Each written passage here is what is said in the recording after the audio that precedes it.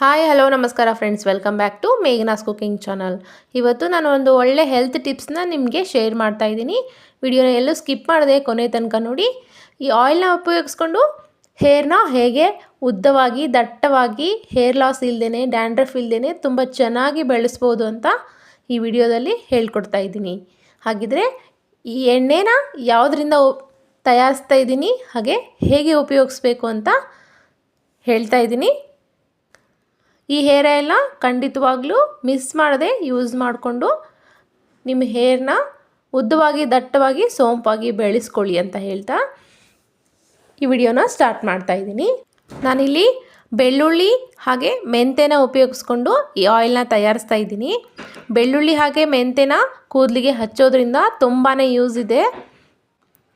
ಬೆಳ್ಳುಳ್ಳಿಯಲ್ಲಿರೋ ಅಂಶಗಳು ನಮ್ಮ ಕೂದಲಲ್ಲಿರೋ ಡ್ಯಾಂಡ್ರಫ್ನ ತೆಗೆದು ಹಾಕಿಬಿಟ್ಟು ಸ್ಕ್ಯಾಲ್ಪ್ನ ಕ್ಲೀನಾಗಿ ಇಡೋಕ್ಕೆ ಹೆಲ್ಪ್ ಮಾಡುತ್ತೆ. ಹಾಗೆ ಉದುರಿ ಹೋಗಿರೋ ಕೂದಲು ಕೂಡ ಅದೇ ಜಾಗದಲ್ಲಿ ಮತ್ತೆ ಬೆಳಿಲಿಕ್ಕೆ ಸ್ಟಾರ್ಟ್ ಆಗ್ತವೆ. ಆ ರೀತಿಯಲ್ಲಿ ಈ ಬೆಳ್ಳುಳ್ಳಿ ಕೂದಲು ಬೆಳೆಯೋಕ್ಕೆ ಹೆಲ್ಪ್ ಮಾಡುತ್ತೆ.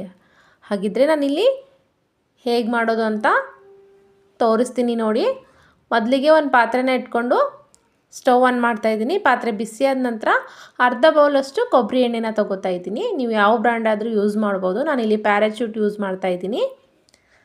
ಹಾಗೆ ಒಂದು 7ರಿಂದ 8 ಬೆಳ್ಳುಳ್ಳಿ ಹೆಸಳನ್ನ ಹಾಕ್ತಾಯಿದ್ದೀನಿ. ಹಾಗೆ 1 ಟೇಬಲ್ ಸ್ಪೂನಷ್ಟು ಮೆಂತೆ ಕಾಳನ್ನ ಹಾಕ್ತಾಯಿದ್ದೀನಿ. ಇದನ್ನು ಮೀಡಿಯಮ್ ಲೋ ಫ್ಲೇಮಲ್ಲಿ ಇಟ್ಕೊಂಡು ಚೆನ್ನಾಗಿ ಕಾಯಿಸಬೇಕು.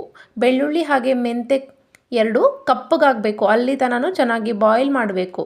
ಹಾಗಾದರೆ ಮಾತ್ರ ಈ ಬೆಳ್ಳುಳ್ಳಿ ಹಾಗೆ ಮೆಂತ್ಯದಲ್ಲಿರೋ ಅಂಶಗಳೆಲ್ಲ ಎಣ್ಣೆಲೆ ಬಿಟ್ಟು ನಮ್ಮ ತಲೆ ಕೂದಲಿಗೆ ಅಪ್ಲೈ ಮಾಡಿದಾಗ ಕೂದಲು ಬುಡ ಗಟ್ಟಿಯಾಗಿ ತುಂಬಾ ಚೆನ್ನಾಗಿ ಬೆಳೆಯುತ್ತೆ. ಹಾಗೆ ಮೆಂತ್ಯನ ಯೂಸ್ ಮಾಡೋದ್ರಿಂದ ಕೂದಲು ತುಂಬಾ ಶೈನಿಂಗ್ ಬರುತ್ತೆ. ಬುಡನೂ ಗಟ್ಟಿಯಾಗಿ ಉದ್ದವಾಗಿ ಚೆನ್ನಾಗಿ ಬೆಳೀತವೆ. ಈ ಟಿಪ್ಸ್ ನಿಮಗೆ ತುಂಬಾ ಇಷ್ಟ ಆಗಿದೆ ಅಂದ್ಕೊತೀನಿ. ಇಷ್ಟವಾದರೆ ಟ್ರೈ ಮಾಡಿ, ಹಾಗೆ ಲೈಕ್ ಮಾಡಿ, ಶೇರ್ ಮಾಡಿ, ಸಬ್ಸ್ಕ್ರೈಬ್ ಮಾಡಿ. Thank you.